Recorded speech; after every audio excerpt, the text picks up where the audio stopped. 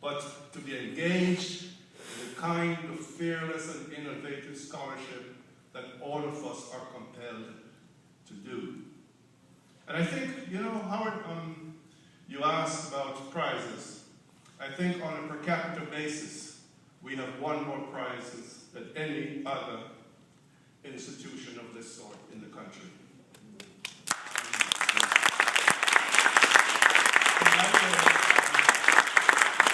To so gracious who made those remarks earlier, Jim has published 2 books, and both have won prizes. Am I at liberty to say what the second one is? Yeah. He was the winner of the what's the first prize? The first prize, I don't know. For your first book. Wesley Logan. The Wesley Logan. And he's now the proud winner of the Frederick Douglass Prize.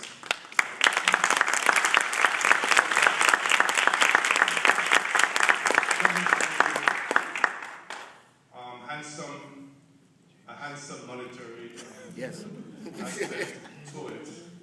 And I think I'm sure you won't mind my saying this, $25,000. Yep. That's what it was when I served on the committee many years ago.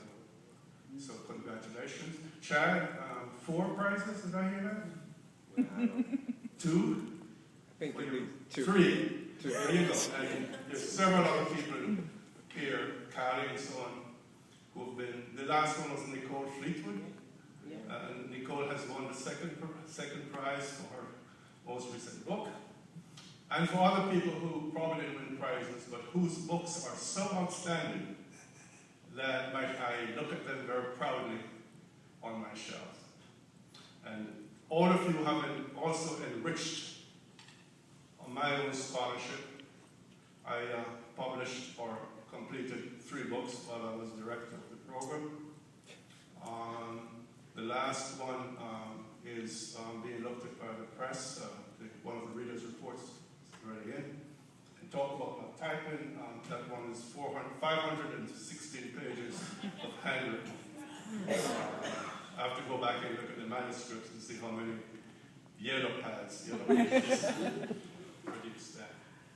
But what I want to say in my closing comment is that I want to see the Schomburg remain at the center, perhaps at the head of research on peoples of African descent, particularly in the Americas.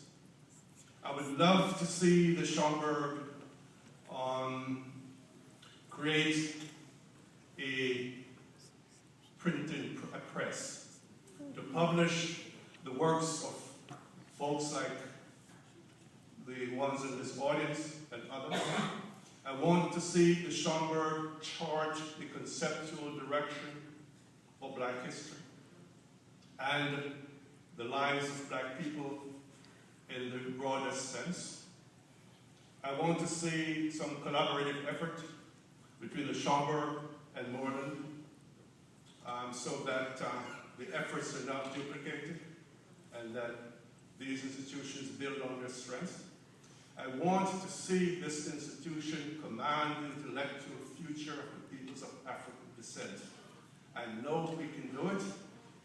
I know the funds are not yet available, but I've said over the years that we need to create a Friends of the Schomburg committee or program or board or whatever to go out and raise the funds that are necessary to make us the center of research on the peoples of African descent. That is a challenge for the next 25 years.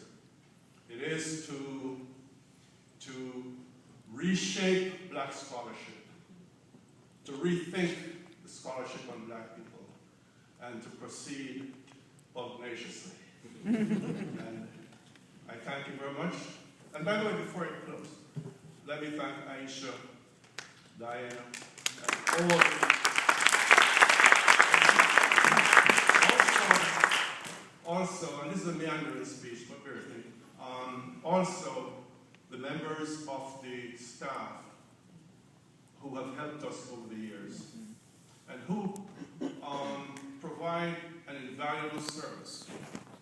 Many scholars have applied here and have not had their projects funded, in part because of competition, but also because we are unique in the sense that the scholar has to demonstrate that there are manuscript sources here that will advance their work. This is not like the NEH.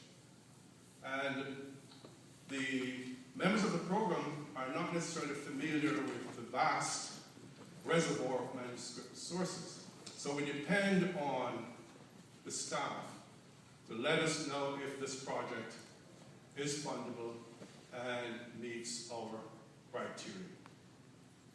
So I thank those people, and I want to reassure some of you who didn't get fellowships that it wasn't because your project wasn't important, but because we didn't have the manuscript sources to support your project. That is not often understood. And I also want to say, in closing, that this program has got to remain independent of all kinds of pressures, internal or external. It has to make fellowships, which award fellowships solely on the basis of merit. We've tried to do that in the past, and I'm sure that this is going to continue. So I thank you, Howard, and I thank everybody else for the opportunity you gave me to serve. And I shall, of course, remain engaged from a distance in what the future will hold for this remarkable place and for those who have made it so and will continue to make it so. Thank you very much.